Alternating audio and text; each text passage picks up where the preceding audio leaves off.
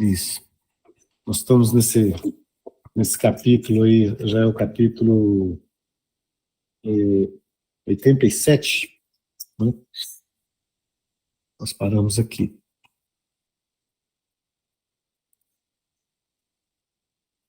Cegueira, inconsciência. Porque no universo em que tudo brada causalidade, ordem, indestrutibilidade, em que tudo é função, equilíbrio automático e justiça, tudo está ligado por uma rede de reações vinculada ao funcionamento do grande organismo. Tudo tem uma razão de ser e uma consciência lógica. É absurda qualquer anulação, tanto no campo físico quanto no moral. Como é loucura acreditar numa possibilidade de violência, de usurpação, de injustiça, só porque o homem a quer. Pensar que ele, apenas um ponto do infinito, possa impor sua vontade, modificando a lei universal. Então, é como se fosse pequenos...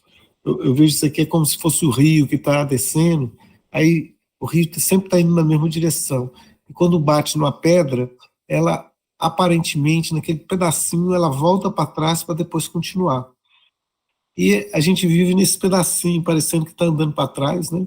Mas não, né? É porque a gente não tem uma visão do todo, né?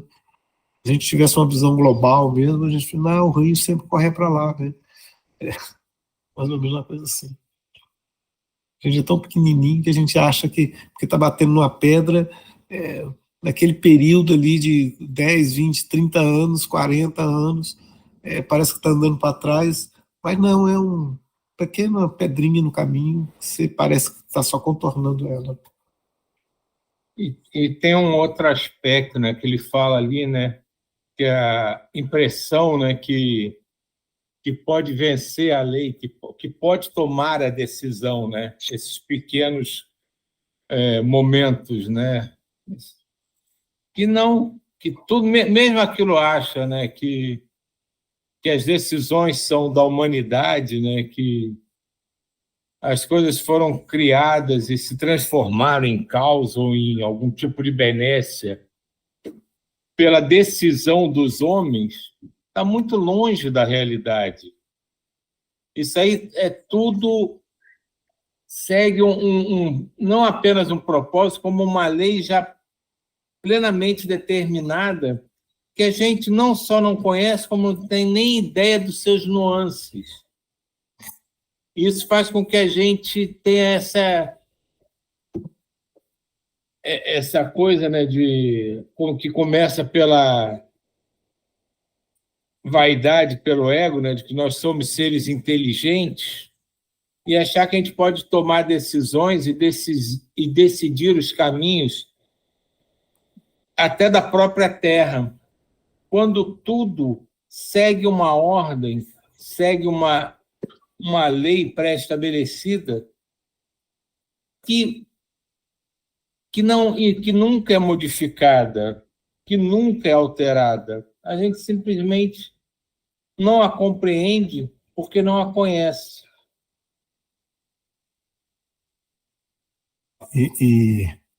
Isso é tão interessante, colocando aí a gente desconhece várias coisas, né? Hoje a gente vê assim a estrutura da sociedade, a gente parece que a sociedade está andando para trás, mas se você vê as revoluções tecnológicas que houve no sistema de comunicação, né? Quando a gente olha para o sistema de comunicação 50 anos atrás e olha para isso aqui hoje, assim, ninguém imaginar que ia chegar nesse ponto aqui, né? Acho que nenhum profeta conseguiu prever essa estrutura aqui, né? Nenhum profeta previu isso. E se você for ver a revolução no transporte, como é que era 150 anos atrás, que a gente andava em carroça, né? Não existia avião, o máximo que tinha era um trem de ferro, né? E hoje você vê a revolução que a gente tem em termos de transporte, né? Em termos de comunicação, e até mesmo em termos das estruturas sociais.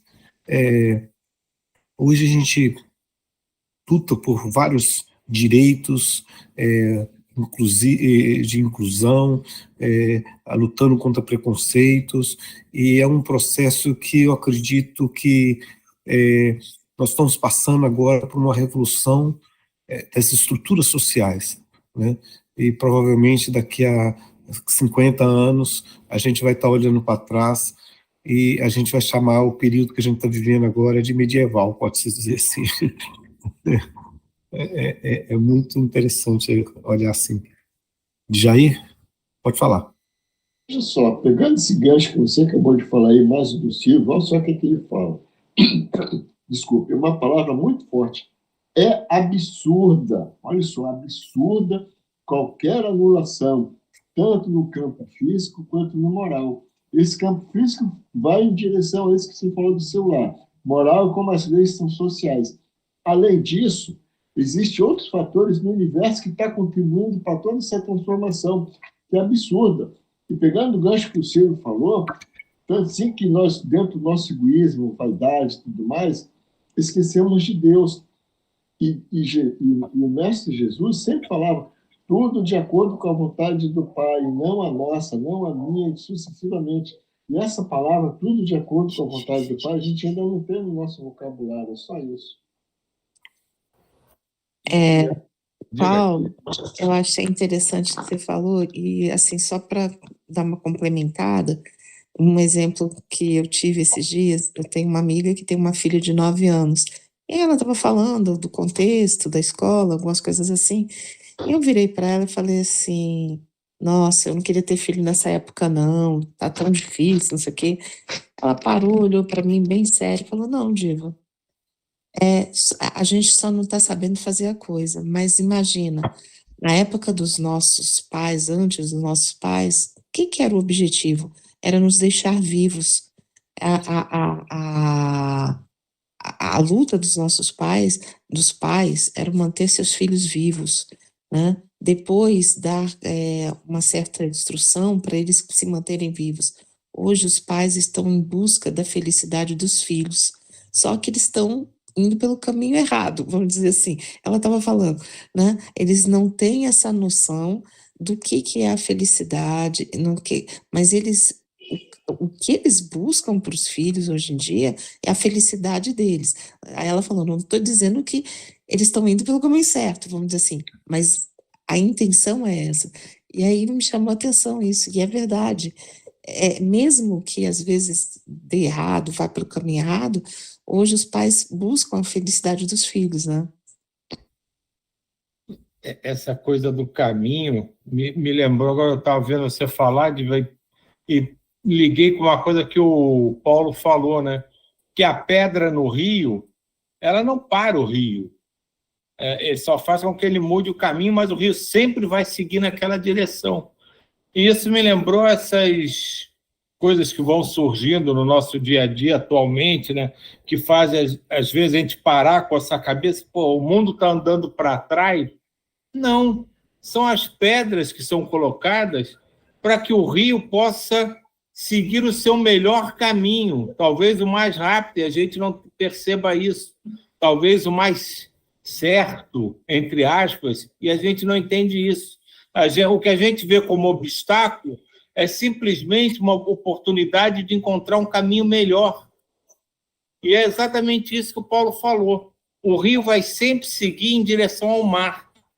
E as pedras, os galhos, as barreiras, simplesmente servem, talvez para uma parada momentânea, que seria um momento de reflexão, para escolher um caminho que segue sempre na mesma direção, mas talvez de uma forma melhor.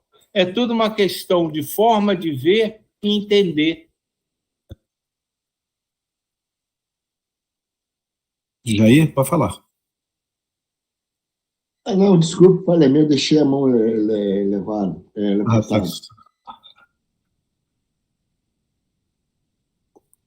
Dando continuidade aqui. Com a demonstração científica da ordem soberana, coloquei-vos agora na encruzilhada.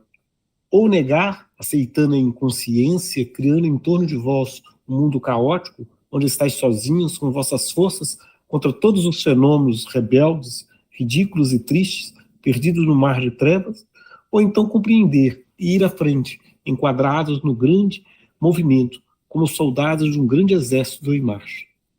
A presença de uma ordem suprema resulta aqui já demonstrada. O homem só pode existir imerso na grande lei divina. Isso faz ser absurda qualquer culpa, qualquer baixeza, e torna altamente utilitário o caminho da virtude. Cada coisa que existe nasce com sua lei, é a expressão de uma lei. Só pode existir como desenvolvimento de um princípio e obedecendo a uma lei. Isso esses dias eu estava escutando o Marcelo Gleiser, acho que todos aqui conhecem o Marcelo Gleiser, que é um físico brasileiro, que mora já há alguns anos nos Estados Unidos, e ele tem colocado uma série, acompanho ele nas redes sociais, e ele tem colocado uma série de colocações sobre a questão da espiritualidade. Olha que bacana. Ele coloca que os grandes físicos, os grandes cientistas do mundo sempre foram muito espiritualizados, muito religiosos, né? Aí ele cita Galileu, eu vou citar físico porque eu sou físico, tá, gente? Cita Newton, cita Kepler tem uma história lindíssima, e tudo em busca de entender o universo para entender a mente de Deus. Não é diferente Albert Einstein, que é mais contemporâneo nosso, em que ele já no final da vida dele, ele colocava isso, né? É a busca de entender a mente quando você começa a olhar para o universo, começa a olhar para as estrelas, começa a olhar para o corpo humano, para as estruturas internas.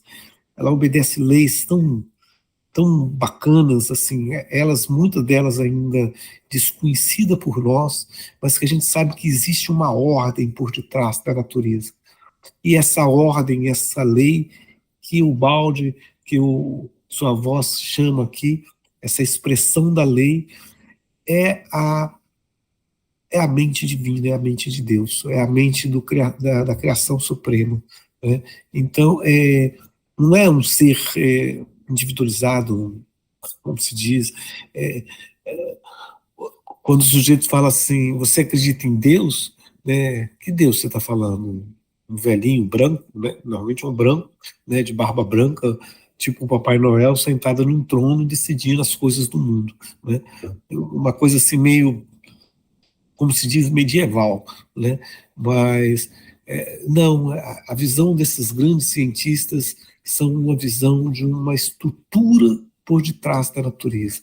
E a própria essência da ciência, ela é tentar criar modelos para entender quais são as regras, quais são as leis por detrás da natureza, e essa lei maior é o que essa visão monística de Deus, de Pietro Baldi, da sua voz, né? É a própria expressão do pensamento de Deus, ou de divino, se não quiser usar uma palavra assim, né?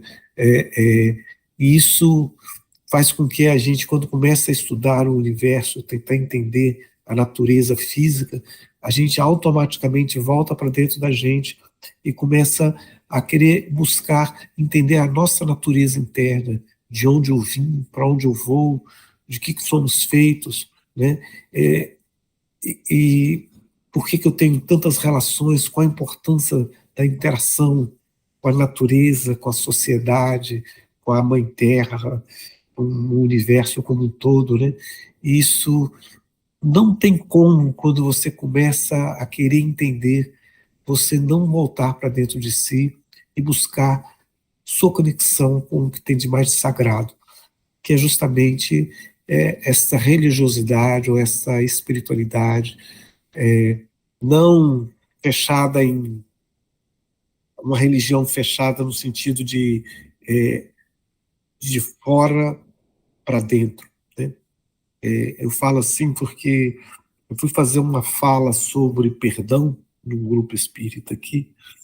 Aí, antes de eu preparar minha fala, eu perguntei à IA, a inteligência artificial, qual a visão de perdão das diversas religiões do mundo e filosofias. E ele me deu 21 respostas diferentes, quer dizer, algumas muito próximas, né? De todas as grandes religiões do mundo e até mesmo da ciência, da psicologia moderna, da importância do perdão. E de todas elas, por incrível que pareça, que eu menos gostei foi a visão, pelo menos da visão da IA, né, da inteligência artificial, né, do judaísmo, que coloca uma coisa de fora para dentro, né, porque está escrito na lei, por isso você tem que perdoar. E as mais interessantes foi a budista, a hinduísta, as de matriz africana e a de matriz indígena. Foi as que eu mais gostei, né? Tanto no budismo como no hinduísmo, ele busca o desapego às mágoas, o desapego ao rancor, né? E esse desapego leva à construção da paz interior. E o desapego ao rancor e mágoa é o que a gente chama de perdão, né? É você se desconectar, né? Na visão das matrizes africanas, ele busca o perdão no sentido de se conectar com os seus ancestrais, né? Com toda a equipe que está por detrás, na nossa ancestralidade. E na matriz indígena, a nossa conexão com a terra, com a natureza, com a mãe terra, né? E isso é interessante quando a gente começa a ter essa percepção, né, dessa busca da espiritualidade interna, sem ser imposta de fora para dentro.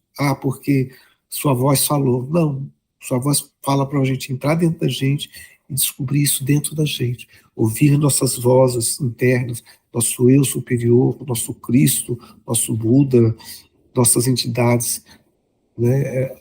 Como se diz, cada visão filosófica religiosa vai denominar de uma forma diferenciada, e a gente vê uma visão mais cósmica, mais geral.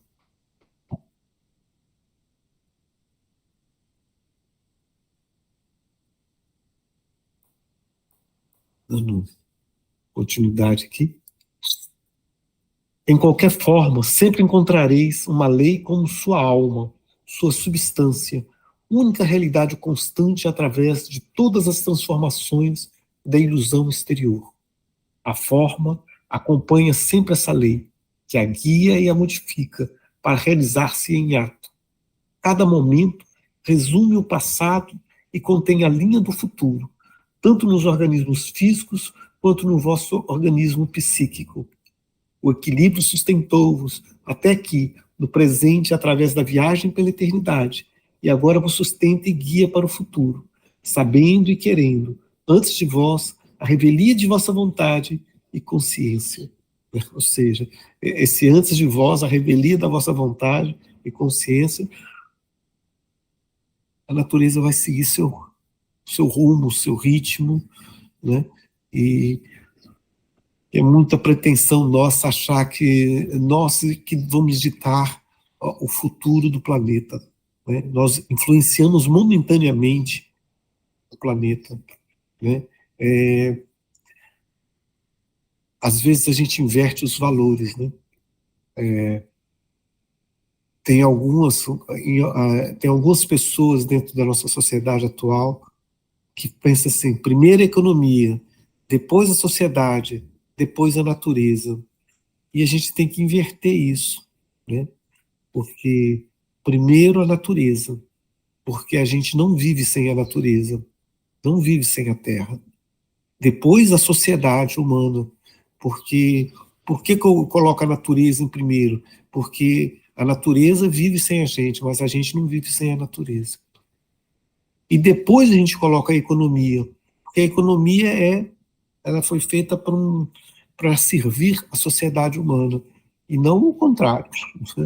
Então, esse processo de inversão de valores, em que a gente vai, aos poucos, tomando consciência disso, da importância do nosso contato com a Mãe Terra, com a natureza, tanto a natureza física, quanto a natureza psíquica, a natureza espiritual ao nosso redor. E pensar na sociedade, nas relações humanas, né? Pensar nós mesmos, né? E toda essa parte da sociedade humana, principalmente a questão que atormenta muita gente, que é a economia, ela é um serviçal para a sociedade, não um inverso. Ô, Paulo, eu acho assim que nós somos natureza, né? Enquanto a Sim. gente ainda separa a natureza de nós, a gente faz essa confusão, porque somos natureza. Eu sou um animal, né? Criado né, como qualquer outro. Então nós somos. E a gente não vê isso, né? A gente separa, né? Sim, é verdade, né? Nós fazemos parte da natureza. Eu falo assim, não do que separar a natureza do ser humano, não. Nós fazemos parte da natureza, né? Só que a natureza é maior que só, não é só a gente, né? Uma coisa muito maior, né? Nós fazemos parte da natureza, nós não somos a natureza, fazemos parte dela. Sim, estamos dentro dela como tudo que está, né? Isso. Tudo é natureza e nós somos, estamos nela, né? Aquela visão, assim, nós não somos Deus, né? Mas nós Uhum. fazemos parte da lei de Deus. Então nós Sim, somos sim. inseridos no seio de Deus, mas não somos. Uhum. Menos humilde, né? Sim. É nesse sentido. Acho que essa é a grande dificuldade do entendimento desse ponto, né? Porque o homem se sente, às vezes, Deus e ele não consegue admitir que ele é igual a folha de uma árvore ou um ratinho no campo. Como Paulo falou, na natureza é muito mais do que aquilo que a própria humanidade entende natureza, né? Que ela acha que é a coisa bucólica das florestas, os animais, os rios, mas a natureza representa a própria existência do planeta, da galáxia, do universo. Se a gente for entender a natureza com essa grandiosidade, aí a gente começa a entender que nós somos seres da natureza, mas uma natureza muito maior. E isso fere o ego da humanidade dentro da nossa perspectiva, né? O homem não consegue aceitar.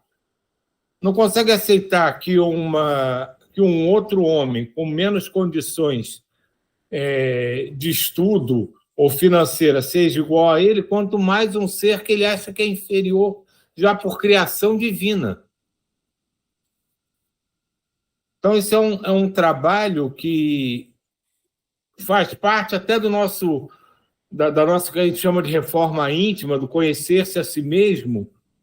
Isso faz uma parte que é fundamental a gente entender, como foi dito aqui, que nós não somos deuses.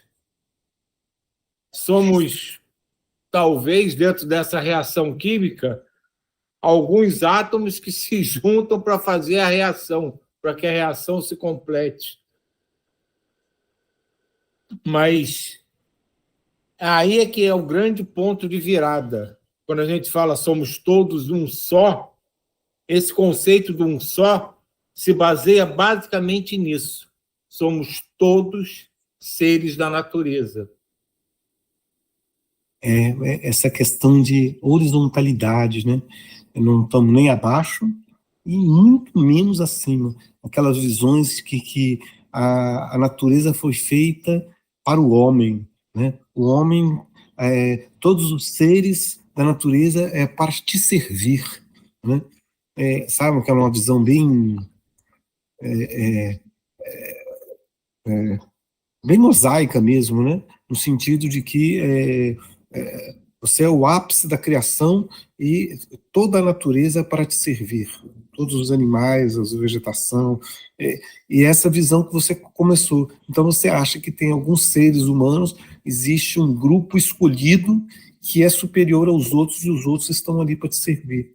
Então quando você abaixa a bola, abaixa a bola, abaixa a bola, eu sou participante da natureza, não sou melhor nem pior do que nosso amigo ratinho do campo ou a folhinha que cai da árvore, né? Nós somos participantes da natureza e isso dá um senso de humildade tão grande, né? E e ao mesmo tempo um senso de grandiosidade, porque nós não estamos acima de nada, nós fazemos parte de algo extremamente grandioso. Diga, Jair. Pegando esse gancho todo aí, na missa da Igreja Católica tem uma parte que fala assim: o amor de Deus nos uniu. Falam isso, mas tem que ter a compreensão de que esse amor de Deus nos uniu. E esse amor de Deus nos uniu, isso tudo que nós acabamos de conversar aqui, como é abrangente essa compreensão, entendeu? É só isso.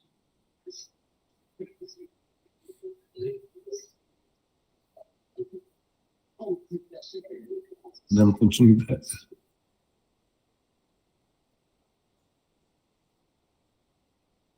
Deixa eu só...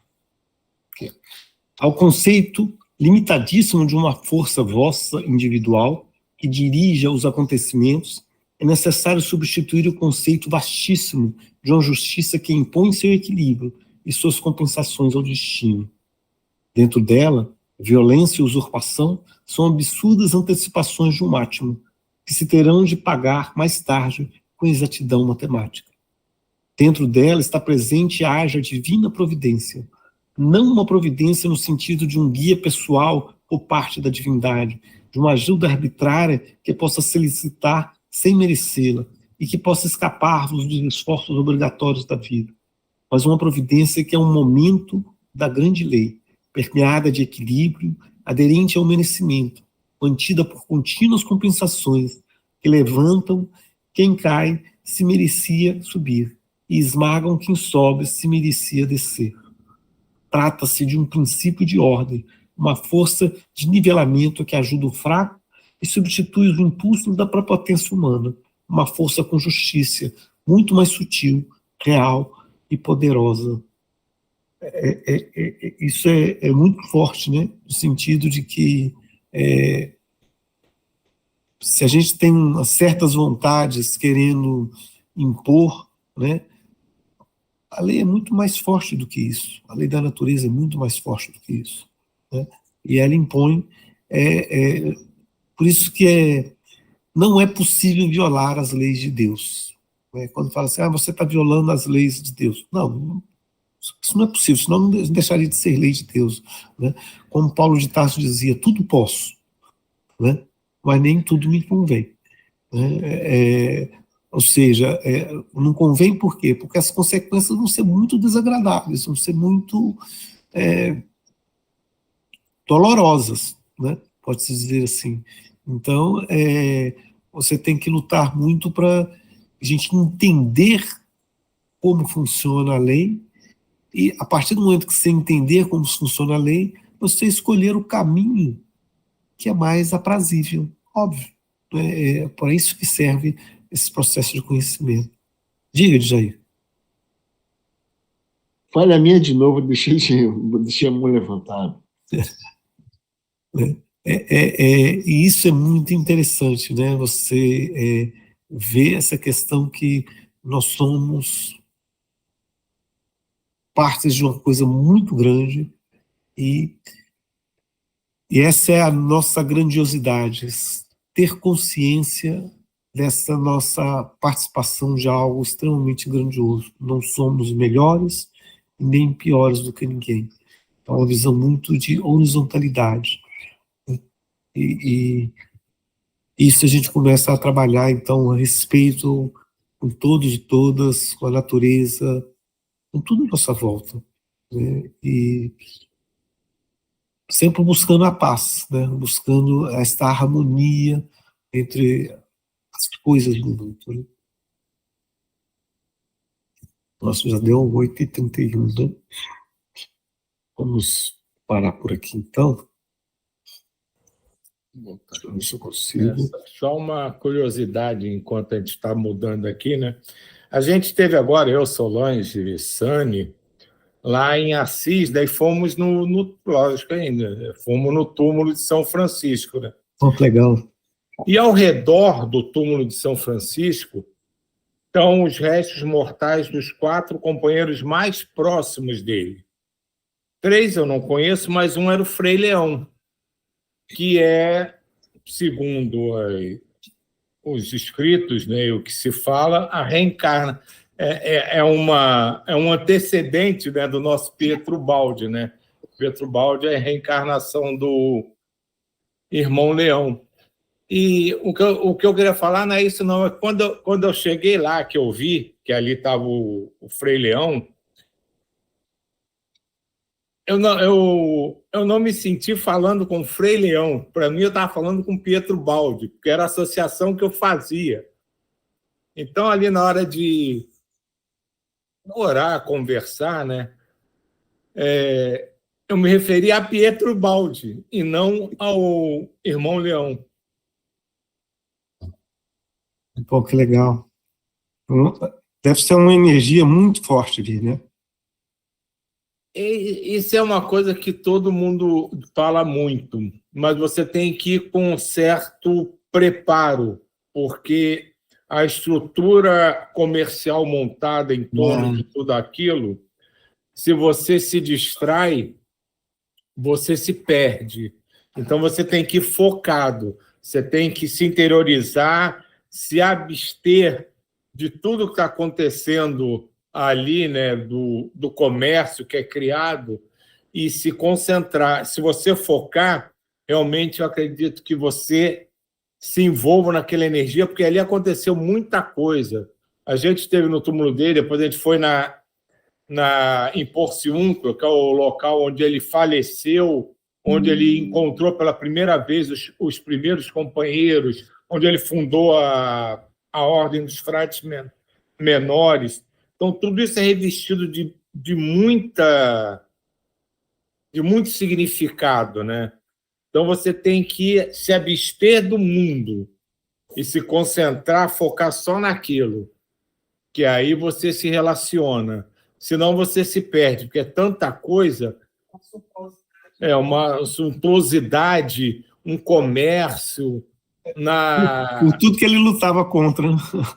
mas foi isso que entrou na loja que a gente brinca, né, chama de loja da Disney, né, que todo brinquedo da Disney no final tem uma loja vendendo tudo que você possa imaginar.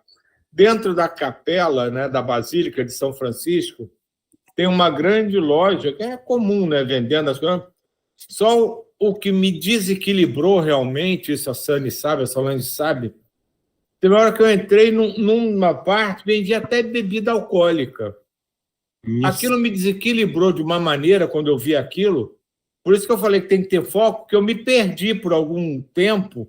Eu me perdi ali e a Solange falou até que parecia que eu estava com raiva, mas talvez eu tenha até ficado com raiva mesmo de ter visto aquilo e deixei me envolver por... Certamente não eram as energias que eu queria sentir estando ali. Mas se Jesus derrubou lá os vendilhões do templo, você pode ficar com raiva, sim, não tem problema. Mas ali é mais distante, mas quem conhece aqui a Basílica de Aparecida, já foi, sabe que tem todo um revestimento ali de religiosidade, de energia e tudo, mas também tem uma pegada de comércio, de exploração enorme. Então, isso, às vezes, se você não tiver preparado para lidar com isso, você pode se perder. Foi o que aconteceu comigo, que eu estava tão envolvido nessa coisa, a energia, tá ali junto com o Francisco, isso aqui. Quando eu vi coisas que não tinham nada a ver, eu me deixei desequilibrar e acabei perdendo alguns momentos que talvez fossem melhores para mim, né? Legal.